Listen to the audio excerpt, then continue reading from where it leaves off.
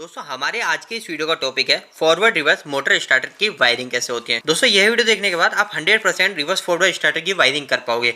दोस्तों अगर आपके फिर भी कोई भी क्वेश्चन रहते हैं तो आप मुझे नीचे कमेंट बॉक्स में कमेंट करके बताइएगा, मैं उसी समय आपकी मदद करने की कोशिश करूंगा। और दोस्तों हो सके तो आप कमेंट बॉक्स में अपने नंबर भी लिख दीजिएगा, ताकि अगर आपकी उसी समय कुछ मदद कर सकूँ तो मैं आपको फ़ोन के जरिए भी कर सकूँगा, अगर आपको कमेंट बॉक्स में सही से मदद नहीं हो पाएगी तो दोस्तों आपसे पहले रिक्वेस्ट है कि आप पहले ये वीडियो देखिएगा, फिर आपके समझ में नहीं आए तो ही आप मुझे कमेंट बॉक्स में कमेंट करके नंबर लिखिएगा, ठीक है। तो दोस्तों देखो, सबसे पहले हम रिवर्स फॉरवर्ड स्टार्टर के अंदर वर्किंग क्या होती है वो समझना है। तो दोस्तों देखो, सिंपल सी बात है, फॉरवर्ड रिवर्स स्टार्टर के अंदर हमारी एक मोटर है, सिर्फ एक ही मोटर होती है।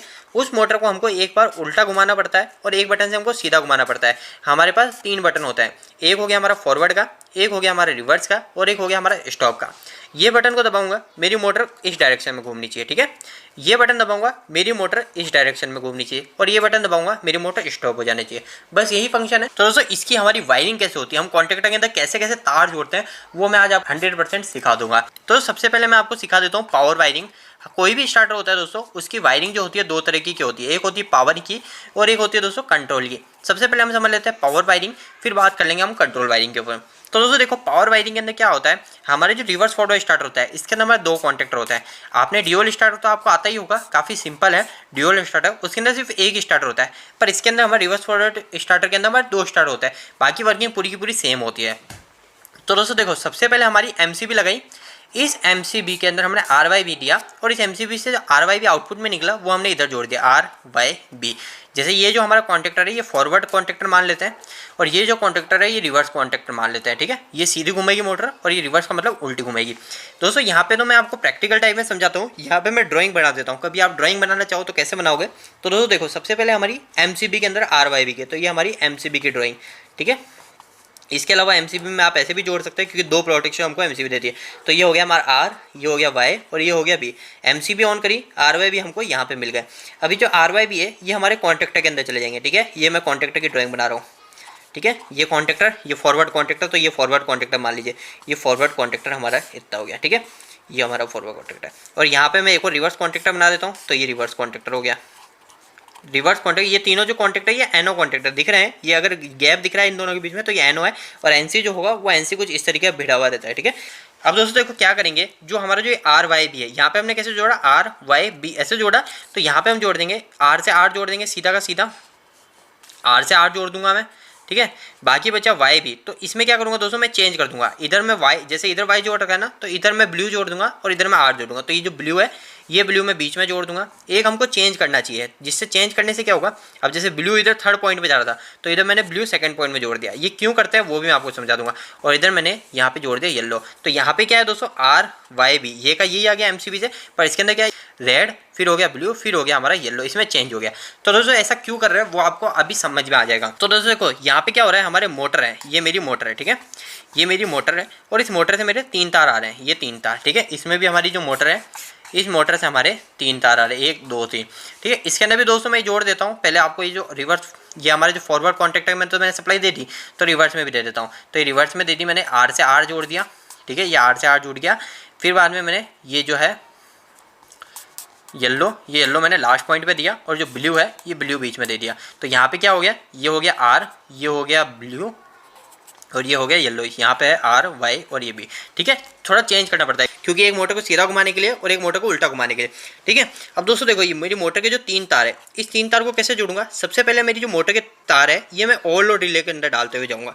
सबसे पहले मैंने यहाँ पे एक ओवरलोड रिले लगा दी, ओवरलोड रिले, ठीक है, OLR जिसको बोलते हैं, ये हो गई OLR। इधर भी मैं ओवरलोड रिले बना देता हूँ, ये हो गई हमारी ओवरलोड रिले, ठीक है।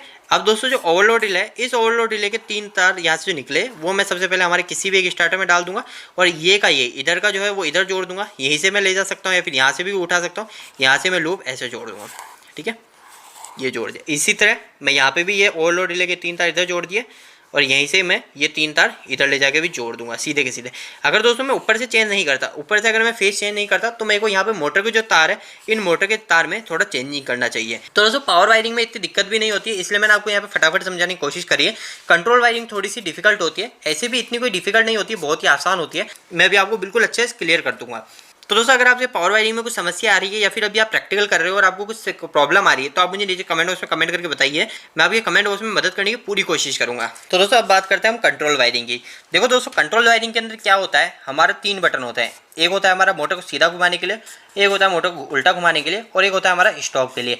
आप चाहो तो स्टॉप का बटन रख सकते हैं, आप ना चाहो तो स्टॉप का बटन ना रखें, कोई भी दिक्कत वाली बात नहीं है। आप यहीं पे पूरा समझ जाएंगे, स्टॉप का बटन रखने के साथ भी, स्टॉप का बटन नहीं रखने के बाद भी। तो दोस्तों देखो सबसे सिंपल चीज मैं यहाँ पे कॉन्टेक्टर बना देता हूँ। ये हो गया हमारा फॉरवर्ड का कॉन्टेक्टर और ये हो गया हमारा रिवर्स का कॉन्टेक्टर। दोस्तों आपको इसकी वायरिंग आने से पहले आपको ड्यूल स्टार्टर आना चाहिए। अगर आपको ड्यूल स्टार्टर आता है ना तो आप ये वायरिंग काफ़ी आराम से सीख जाओगे। अगर आपको ड्यूल स्टार्टर नहीं आता है तो ड्यूल स्टार्टर के अंदर दोस्तों जो वीडियो है उसके अंदर मैंने आपको NO NC क्या होता है बिल्कुल बेसिक से भी समझा रखा है। तो आप पहले ड्यूल स्टार्टर को देखोगे तो आपको ये वायरिंग भी काफ़ी आराम से समझ में आ जाएगी। फिर दोस्तों इस वीडियो को देखिए, आपको मैं अच्छे से समझाने की कोशिश करूँगा। तो दोस्तों देखो सबसे पहले फॉरवर्ड और रिवर्स कॉन्टेक्टर दोनों कॉन्टेक्टर है। इसके अंदर हमारा A1 एंड A2 कॉन्टेक्ट होता है, आपको पता ही है। तो हम A2 के अंदर हमारा न्यूट्रल डायोड दे देते हैं। अगर कॉन्टेक्टर हमारा 440 वोल्टेज का है तो हम यहाँ पे फेड डायोड दे देंगे A2 पॉइंट पे, ठीक है। तो यहाँ पे ये हो गया A2 पॉइंट, ये हो गया हमारा A2 पॉइंट, ठीक है। अगर हमारा कॉन्टेक्टर की कॉइल 220 वोल्टेज के तो यहाँ पे न्यूट्रल दे दीजिएगा, और अगर 440 वोल्टेज के तो यहाँ पे फेज दे दीजिएगा, ठीक है। अब दोस्तों एक और फेज चाहिए हमको यहाँ पे इस कॉन्टेक्टर को चलाने के लिए, तो वो कैसे लाएंगे। तो दोस्तों देखो सबसे पहले हमारा जो फेज है वो फेज हम उठाएंगे हमारे MCB से, जो हमने जो यहाँ पे RYB उपयोग में लिया MCB, यहाँ से हम एक फेज कोई सा भी उठा लेंगे और उसको उपयोग में ले लेंगे। सबसे पहले दोस्तों हम डालेंगे ओवरलोड रिले के, हमारी जो ओवरलोड रिले है उस ओवरलोड रिले के NC कॉन्टेक्ट में, ठीक है। ये ओवरलोड रिले और इसका NC कॉन्टेक्ट में डाल देंगे। इस ओवरलोड रिले के जो NC से आउटपुट में निकलेगा, क्योंकि अभी हमारी मोटर ज़्यादा करंट ले ही नहीं रही। ये ओवरलोड रिले का काम क्या होता है, हमको प्रोटेक्शन देना। कभी हमारी मोटर ज़्यादा करंट लेती है तो ये जो यहाँ पे जो फेस हमने जोड़ रखा है वो हमको यहाँ पे मिलता ही नहीं है। हमारी मोटर जब ज़्यादा करंट लेगी तो वो हमको यहाँ नहीं मिलेगा, पर अभी हमारी मोटर बराबर करंट ले रही है तो हमको ये फेस यहाँ पे मिलता रहेगा। तो यहाँ पे मिलने के बाद में हम यहाँ जोड़ेंगे स्टॉप पुश बटन। अगर आप स्टॉप पुश बटन नहीं जोड़ना चाहते तो आप आगे का देखिएगा। अभी मैं स्टॉप पुश बटन जोड़ के बताता हूँ। यहाँ पे मैंने जोड़ दिया स्टॉप पुश बटन, ठीक है। स्टॉप पुश बटन नहीं जोड़ना आपको तो आप क्या करेंगे, डायरेक्ट स्टार्ट का पुश बटन जोड़ देंगे। अभी स्टार्ट के पुश बटन भी हम 2 जोड़ रहे हैं, तो यहाँ पे देखिए ये हो गया हमारा स्टार्ट का पुश बटन, ये हो गया हमारा NO, ठीक है। तो यहाँ से हमारे 2 स्टार्ट के पुश बटन लग जाएंगे, एक ये हो गया और एक जुड़ जाएगा यहाँ पे एक और स्टार्ट पुश बटन, ठीक है। यानी जो स्टॉप पुश बटन का जो आउटपुट निकलेगा उसमें हमारे 2 पुश बटन लगेंगे, दोनों NO लगेंगे। एक हो जाएगा हमारा फॉरवर्ड का और एक हो जाएगा हमारा रिवर्स का, ठीक है। ये हो जाएगा। अब दोस्तों देखिएगा इसका जो आउटपुट निकलेगा, इसका आउटपुट हम डायरेक्ट भी यहाँ जोड़ सकते हैं, ठीक है। जैसे हमने यहाँ पे डायरेक्ट जोड़ दिया, मैं आपको समझाऊंगा दोनों चीज़। जैसे मैंने अभी यहाँ डायरेक्ट जोड़ दिया, तो जैसे ही मैं इस फॉरवर्ड को दबाऊंगा तो मेरा फॉरवर्ड का कॉन्टेक्टर स्टार्ट हो जाएगा। मेरा फॉरवर्ड में जैसे ही फेस मिलेगा, जैसे मैं इस पुश बटन को दबाऊंगा मेरे फॉरवर्ड में फेस मिल जाएगा और मेरा फॉरवर्ड का कॉन्टेक्टर स्टार्ट हो जाएगा। और जैसे मैं रिवर्स का पुश बटन दबाऊंगा तो मेरे रिवर्स में फेस मिल जाएगा और मेरा रिवर्स का कॉन्टेक्टर स्टार्ट हो जाएगा। पर दोस्तों मैं क्या करूँगा, इसके अंदर एक इंटरलॉकिंग दूंगा। इस इंटरलॉकिंग का काम क्या होता है दोस्तों, इसके बीच में जैसे कभी मैंने फॉरवर्ड का दबा रखा है और साथ साथ मैं रिवर्स भी दबा दिया तो मेरी मोटर के अंदर दिक्कत आ जाएगी, ठीक है। मेरा फॉरवर्ड का कॉन्टेक्टर भी स्टार्ट हो जाएगा, रिवर्स का भी स्टार्ट हो जाएगा और यहाँ पे मेरा शॉर्ट सर्किट हो जाएगा। तो इसके लिए दोस्तों हम एक इंटरलॉकिंग करते हैं। उस इंटरलॉकिंग को कैसे करते हैं, जैसे ये फॉरवर्ड कॉन्टेक्टर है तो ये जो फॉरवर्ड कॉन्टेक्टर के अंदर दोस्तों एक NC का टर्मिनल और लगाएंगे। एड ऑन ब्लॉक आपने सुना होगा, उस एड ऑन ब्लॉक में एक NC को उपयोग में लेंगे, ठीक है। तो ये जो वायर हमने यहाँ जोड़ रखा है ना, इसके बीच में यानी आप ये समझ लीजिए जो वायर है ये वायर यहाँ पे आएगा, इस कॉन्टेक्टर के यहाँ पे आएगा। यानी जो हमारा जो रिवर्स को स्टार्ट करने का है वो रिवर्स का वायर हमारा सबसे पहले फॉरवर्ड के कॉन्टेक्टर में आएगा। उस फॉरवर्ड के कॉन्टेक्टर के जैसे ये निकला और ये यहाँ पे घुसेगा और यहाँ से घुसने के बाद जो NC का आउटपुट निकलेगा वो जाके हमारा इधर जुड़ेगा। ऐसे होता है दोस्तों, ये होती है हमारी इंटरलॉकिंग। और अगर फॉरवर्ड की इंटरलॉकिंग करनी है तो ये वायर हमारा सबसे पहले जाएगा रिवर्स के यहाँ पे NC में और NC का जो आउटपुट निकलेगा वो जुड़ेगा जाके फॉरवर्ड में। तो दोस्तों ये होती है हमारी इंटरलॉकिंग।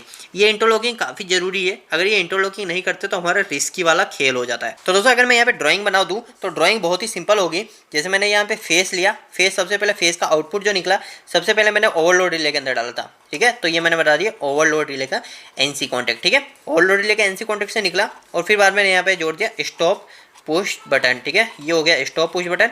स्टॉप पुश बटन से जो आउटपुट निकलेंगे मैंने आपको बताया 2 आउटपुट निकल जाएंगे, तो ये एक हो गया और ये दूसरा हो गया, ठीक है।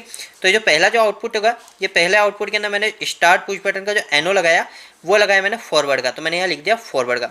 और दूसरे में लगाया दोस्तों मैंने यहाँ पे ये भी NO ही होगा पर ये होगा हमारा रिवर्स का, ठीक है। ये हो गया हमारा रिवर्स का। तो दोस्तों अब क्या होगा, जैसे ही मैं फॉरवर्ड का बटन दबाऊंगा तो मेरा फॉरवर्ड कॉन्टेक्टर स्टार्ट हो जाना चाहिए। तो मैं यहाँ पे क्या करूँगा, एक फॉरवर्ड का कॉन्टेक्टर बना दूंगा। ये मेरा फॉरवर्ड का कॉन्टेक्टर हो गया, एफ कॉन्टेक्टर हो गया। और ये A2 में मैंने न्यूट्रल डायरेक्ट दे दिया।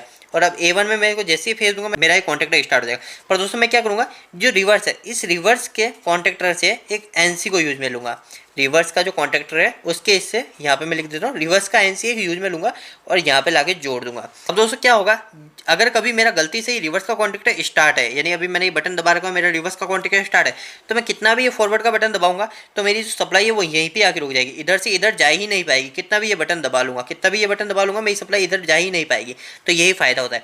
पर दोस्तों इसकी इंटरलॉकिंग कैसे होगी, इसकी इंटरलॉकिंग में दोस्तों जो रिवर्स है, इस रिवर्स की इंटरलॉकिंग में मैं दोस्तों यहाँ पे जो NC यूज में लूंगा वो NC दोस्तों मैं यूज में लूंगा फॉरवर्ड का। इस फॉरवर्ड के कॉन्टेक्टर में जाएगा और इस फॉरवर्ड के कॉन्टेक्ट का जो आउटपुट निकलेगा वो हमारा इंटरलॉकिंग देगा। और यहाँ पे जोड़ दिया मैंने A1 में। तो दोस्तों अगर आपको थोड़ा भी कंफ्यूजन हो रहा है तो कोई बात नहीं, आप मुझे नीचे कमेंट बॉक्स में कमेंट कीजिए, मैं आपकी उसी समय मदद करने की पूरी कोशिश करूंगा। अगर नहीं हो पाई तो दोस्तों मैं आपको फोन पे मदद करने की पूरी कोशिश करूंगा। तो दोस्तों उम्मीद है कि आपको ये वीडियो अच्छा लगा होगा। दोस्तों आपको यह वीडियो कैसा लगा, इस वीडियो को लाइक करके जरूर बताइएगा। अगर आपका कोई भी सवाल इस वीडियो के प्रति या फिर इलेक्ट्रिकल से जुड़ा है तो आप मुझे नीचे कमेंट बॉक्स में कमेंट करके पूछ सकते हैं। दोस्तों इलेक्ट्रिकल वीडियो अगर आप हिंदी में देखना पसंद करते हैं आज ही चैनल को सब्सक्राइब कर लीजिए। आज के लिए इतना ही, धन्यवाद।